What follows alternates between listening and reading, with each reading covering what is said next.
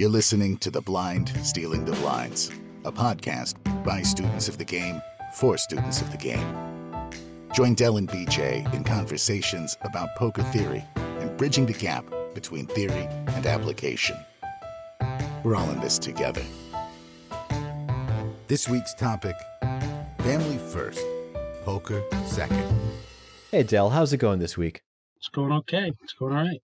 It was nice to have last week off. It was really awesome to hear you and Amy, and it's good to be back. So how are you doing? It's kind of a mixed bag. So I should say things are good and bad. Things are good on the non-poker front. I've been working on some apps I've been developing. I worked on a Google Sheet that I used to create a YouTube video that I thought was a good idea. I don't know if other people got a chance to look at it, but I thought it was a really good way of being able to showcase how we carry our range pre-flop through the flop on different board textures, and then we show value and bluffs. So that was kind of fun to do. I got to dip my toe into video editing. That was kind of fun. And I got to play more golf this week. So that was fun. I worked out some kinks in my game. I actually shot pretty well yesterday. So that's great. On the poker front though, I'm finding myself a little bit discouraged because I'm making the same mistakes over and over and over. And I'm realizing I'm too hard on myself. Now, you and I both know I'm the hardest one on myself than anyone. No one expects more from me than I do. It's something I need to work on. I'm not really sure how to work on that. It's totally a mental game issue, not necessarily a poker mechanics issue. And I need to find a way to study that. So what I want to do is go through our material on crafting a study plan that works for you, mental game, incentives, all those podcasts we've done months ago, and take a look at those and see if I can learn from past us. Because if past us can help future us play better, well, that's awesome. Because we're students of the game, we can also learn from ourselves. So it kind of sounds weird. You know, that's really brave of you. I'm afraid to go listen to our old stuff. I'm afraid I'm going to listen. I mean, we've been doing this a little less than a year, but I'm afraid I'm going to go back and listen to it and find stuff that's so wrong that we have to redo it. That might not be bad. We'll have more content. We can revisit things. It actually would be a good thing. It is interesting with you, BJ, because I think that the biggest problem people have in learning to be good poker players is that generally the problem with trying to get people to be good poker players is trying to get them to accept accountability for the decisions they're making in the game. With you, it's just the opposite. You try to take accountability some places where it's got nothing to do with you. And I'm not saying you're not making the same mistakes. You are. You tend to project your thought process onto your opponents over and over again. I'm interested to see how that's going to evolve over the next few weeks, and I wish you luck with it. Well, thank you. Another thing that people struggle with is finding time to fit poker into their family lives. And we wanted to talk about that this week, putting family first. I mean, poker is about life and priorities, it's choices. We always choose what to do. And in the infinite wisdom of Rush, if you choose not to decide, you still have made a choice. And we're adults. We know how to make good choices. We know how to set priorities. And it's still hard for us to balance poker and family. So we wanted to talk about that this week. So I want to just disagree right off the bat. I can't believe this. You said we know how to, and I would say we should know how to. Okay, that's fair. You know, I think that's fair. I think that therein lies part of the problem is that we should know how to. We're adults, and we struggle with this whole thing. I saw the hand. What's up? Yeah. See, there I go, projecting my thought process again. I know how to make good decisions in life, and I think other people should too. All right. Well, I think therein lies the problem is that we need to all become better decision makers, and poker should help us with that. But we have so many problems around poker and family. So the thing is trying to resolve all these issues, right? And what are some of the issues? One of them is that poker is a super complex game. It's a game of incomplete information. It's super complex. And it's so complex that you're never going to play the same game twice. Every table you sit down at is going to be a different game dynamic based on the people who are playing it. And even if you have the same 9 people at the same table, you're still going to have different games because those people are going to have different emotions on given days. So to study this game, to even just get good at the game, to even just get mediocre at the game, takes quite a bit of time commitment. You have to do some study. You have to do some playing in order to get good at this game. How do we do that and not rob time from our families? And we're going to talk about that later in the solutions. That's one of the problems. How do we get good at this game, learn the complexities of this game, the intricacies of this game, and not steal time from our spouses, our children, our parents, our siblings? We released a blog post recently about 3 reasons why people don't study poker. And one of them is they don't want to.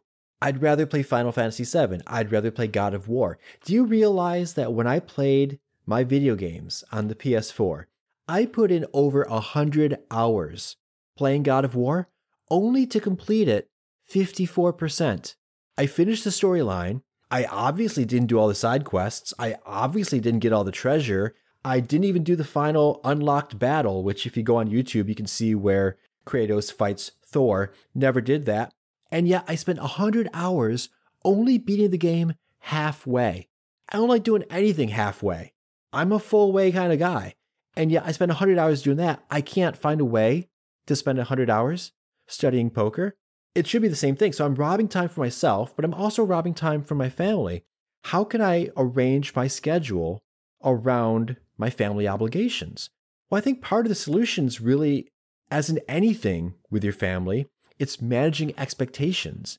It's having those conversations. Poker should never come before loved ones. And my wife knows if she needs me home, if I'm at a session at Maryland Live and she needs me home, she can call me. I won't even play through my button. I'll stop right there. I'll pick up. I'll walk out. I'll say goodbye. I'm sure I'm going to get crap at the table. Well, you got to leave. Yeah, I do. My wife called me home, okay? I'm leaving. But there needs to be that ongoing dialogue. You need to have that ongoing discussion about what happens when. And I'll be honest, I've called in audibles 3 times, exactly 3 times, because we have criteria. My wife and I decided that if there is a living, breathing ATM at my table, a drunk whale spewing chips more regularly than Old Faithful, I'm staying until that guy either leaves or I get all his chips. And so I'll text her and I'll be like, hey, is it okay if I stay? And I'm not going to ask a question I'm not willing to honor the answer to. So if she says no, cool, I'll go home at our normally arranged time. If she says yeah, awesome. She has never once said no. She has said, stick to the plan.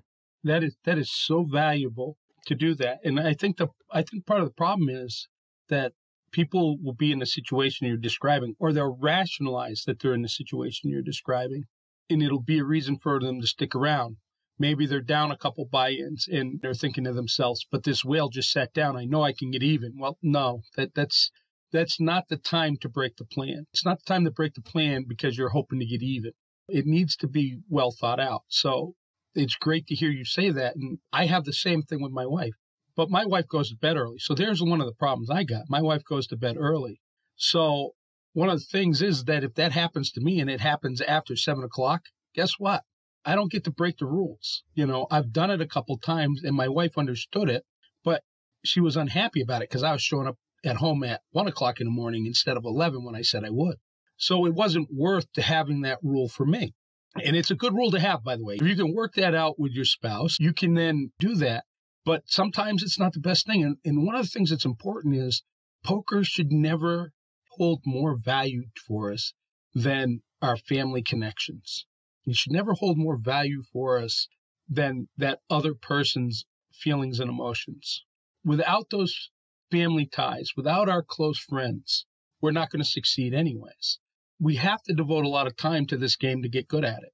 That is just not anything we can go without if we're going to get good at the game. But that's not necessarily what every one of us needs to. Some people just need to get better than the players they're playing against. And maybe that means less time commitment. And this is all stuff that needs to be worked out with our family. And that happens through open dialogue. And that dialogue has to always be open. And I'll give an example. You can't say, I'm always playing Friday night. You can schedule, I'm playing poker Friday night. But it has to still be an open dialogue. It still has to be able to have a situation where the people in your life can come to you and say, that's not going to work for me right now. What can we do? And it needs to be a back and forth, and it needs to be a fair conversation. I need to stress that last part, because a lot of times we might find ourselves in a situation where it's like we're being told we can't do any of the stuff we need to do. Well, that's not fair. That's not fair. And we have a right to say, no, I need to have some time and I need to have some space for this. But that all needs to be worked back and forth. It needs to be fair, and it needs to be one of those ongoing things within our relationships. Yeah, so the reason we need to include these conversations with our spouses and our families to help us bound our poker sessions is because it brings us that accountability. But part of us honestly need that accountability to protect ourselves from ourselves. I mean, let's face it, the nature of poker is addictive. Chasing that dopamine rush of winning a huge pot is awesome. It's a lot of fun. We all know what that feels like to double up through someone. And like I mentioned before, we got that drunk ATM at the table. I'm not going to leave till that player is broke or they leave. But if that gets to the point where I'm missing lunch dates with my wife, or if I'm missing my kids' sports outings, that can erode that support and the trust in the family unit. I remember, I will never forget this example of a guy at my table FaceTiming with his son who was at a soccer match. And the father was lamenting that he couldn't be there. And let's be fair, maybe he couldn't be there. Maybe the soccer match was in a different state. I don't know what their family dynamics are. I don't know where they are geographically. Maybe he's away for business and he's playing at the casino in his free time. I don't know. But I'm thinking to myself, it's a choice. You chose to be at the casino. Could you have taken steps to make that soccer game? Maybe. I mean, if I ever get to that point, then someone's got to stop me. Someone's got to pull me aside and be like, dude, stop playing poker. Right. I think that it's important. So the stuff I say here, I hope anybody listening, I don't want to put any judgment out there. I don't know what anybody else is going through in their life. I don't know why they're in the situation they're in. That being said, when I look at this from the perspective of me, like you said, we need those boundaries to help keep us under control. I'm paraphrasing a little bit. I don't have your exact quote, and I think that's sort of true. I think what happens is, what I see is this. If we can have those boundaries in the first place, then we're not suffering from a gambling addiction. You can't make those boundaries when you're in the throes of a gambling addiction. So anyone listening to this, that you find yourself, you can't leave the table until they shut the table down or you're broke. You put off dates, you come up with excuses why you can't leave the table. You find yourself lying so you can play poker. You might have an addiction problem. I can't tell you if you do or not. People need to decide that within the context of their life. But I can tell you that if gambling is having a negative effect on your life, whether it be poker or anything else, you might need to get some help. You might want to seek out Gamblers Anonymous. It'd be a good place to start. There's gambling hotlines. And I believe that what we'll do is we'll put that in the show notes. I think that's stuff that's all important to be aware of, because in the end, if we have these gambling addictions and we gamble with money that we cannot afford, or we give up family events because we're not willing to leave the table, we're stealing from our family and friends. We're stealing time from them. We're stealing money from them. That leads to shame. And one of the reasons it's important to have all this under control is this. We cannot play our A game when we're feeling guilt and shame. It's not possible. We need to be able to play poker with a clean conscience. You can't do that if you're stealing from your family. And let me be clear, okay? You know, some people are like, well, it's not really stealing. No, it really is. Like, if it's money that could go towards your kids having better clothes, or if it's money that could go towards making sure the light bill's paid or the rent is paid or that there's good, healthy food on the table, and you blow that at the poker table, you have stolen from your family. And if you miss the ball game that you could have been at because you had to be at the casino, then you've stolen time from your kids. And you can't do that without feeling shame. Barring being sociopathic, you can't do that without feeling guilt and shame. You brought up an excellent point of playing your A game. And I want to disabuse people of the notion that boundaries are a limitation of freedom, and boundaries impede your ability to play. I learned this metaphor decades ago, and it's held with me to this day. The riverbed provides boundaries for the water to flow. A puddle doesn't really have those well-defined boundaries. It's just water that fits in the shape of the hole that it's in. Which has a stronger current, a puddle or a river? The river has a stronger current, and those boundaries are what help us play with a clean conscience, help us set ourselves up powerfully for success so we can play our A game. And I'm perfectly comfortable getting up from the table at 8 p.m. on a Friday, and the people around the table are like, oh, you gotta leave. Why you gotta leave? Blah, blah, blah. Well, because I told my wife I'd be home. I told my family I'd be home by 8:30 so we could watch a movie before bed. You know, we have reasons. And I'm not going to be ashamed of leaving the table at 8 p.m. just because the people around the table are going to make fun of me. I don't care. I value my family life more than I value owning them at poker. Yeah. Remember, the lion owes the sheep no explanation. I love that. I love that. I want to go ahead. No, I mean, that brings up one of the solutions, and it's something that I've done implicitly, but not explicitly, is scheduling time to study and to play. Now, I say notionally I have scheduled this time. My family knows I play poker after work on Friday, and they also know I play poker on Saturday mornings and or Sunday morning or maybe Saturday evening. And I study around the same time 3 times a week.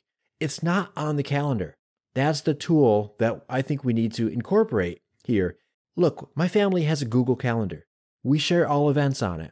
Why am I not putting my study time and my poker sessions on the Google Calendar so everybody has cognizance of my schedule? I have right of first refusal. What that is if you have something on the calendar and something comes up that might conflict with it, because my event preceded that other event, I can say, hold the phone. We can't do that from 8 to noon on Saturday because I have this event already scheduled. Let's talk about that. Not saying not going to happen. Just saying, let's talk about that. If it's not on the calendar, there's no forcing function for a conversation. My wife and I always forget events because they're not on the calendar. If it's not in Google Calendar, it doesn't exist. And it's kind of funny that I've never realized until this podcast that my scheduling my poker sessions on Google Calendar would probably be a good idea. Yeah, I think that's going to be a very good solution/tool going forward. And I don't do it, and I'm going to. The thing is that I don't really schedule my study time. That means that sometimes my study doesn't get done, and sometimes I get resentment because I wanted to study, and oh, by the way, something else came up, and I don't have the ability to say, well, wait a minute, this was already scheduled in. So the funny thing about that, the anecdote I would have about that is that the recording for this podcast happens every Sunday at 3.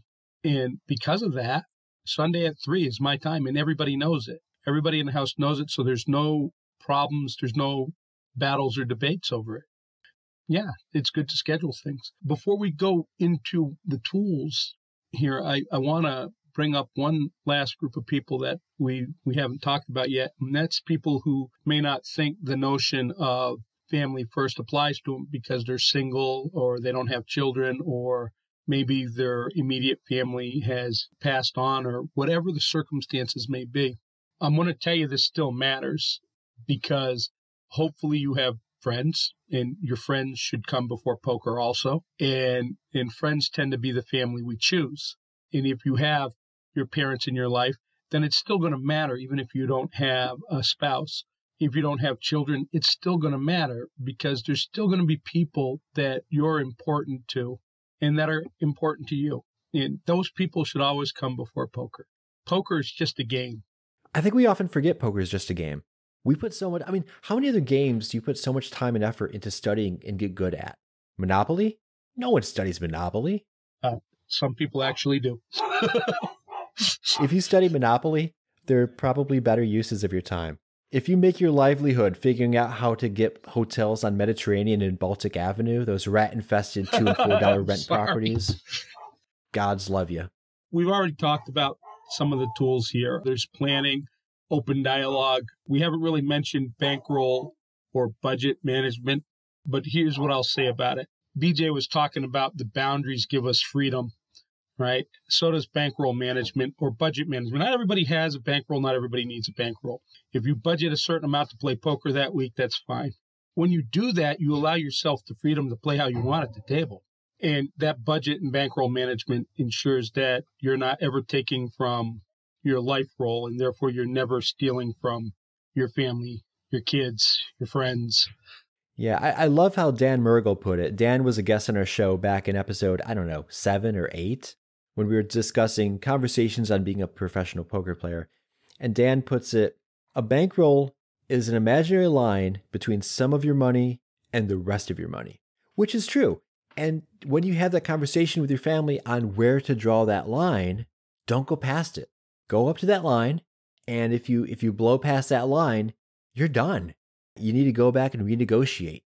I don't have anything else, BJ. This has been pretty awesome. I think that's good. I think we pretty much covered it. So just to recap, have those conversations, schedule your time, schedule your money. It's just like in other relationships. It's about managing expectations. I think we pretty much covered it. So yeah, thanks for joining me, Del. It's been awesome as always. See you next week, BJ. And until next week, stick to the plan, and may all your variants be positive.